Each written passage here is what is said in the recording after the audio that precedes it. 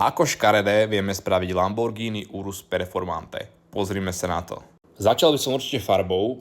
Pozrime sa, čo tu máme na výber. SUVčkám sa síce podľa mňa jasné farby nehodia, ale táto zelená vyzerá aj tak dobre. OK, oranžová je tiež fajn. Toto bude docela problém. Nájsť niečo, čo sa tomu autu nehodí, čo tak hnedá. OK, myslím, že som to našiel. Je to táto farba, s ktorou pôjdeme. A teraz sa pozrieme na interiér.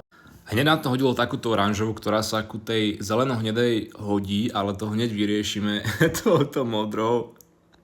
Ako to vyzerá? No perfektné, toto je presne to, čo hľadám.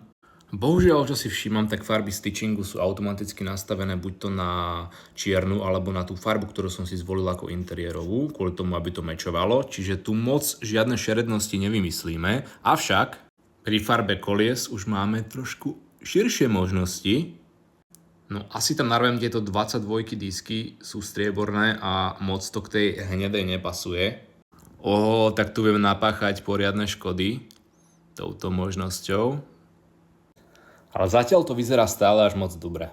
Skúsim odtiaľ ešte odstrániť čo najviac karbonových prvkov.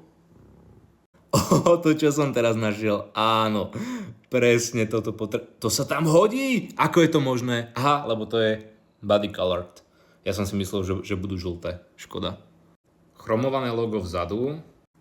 No takto vyzerá finálny výsledok. Viacej možností na úpravu tam nebolo, ale musíte posúdiť vy. Chceli by ste takéto Lamborghini Urus? Alebo nie? Ja teda naozaj neviem. Tie zelené to je kapitola sama o sebe a tá nebičkovo modrá to len tak nepríjemne počiarkuje nakoniec. Fakt neviem, napíšte do komentu.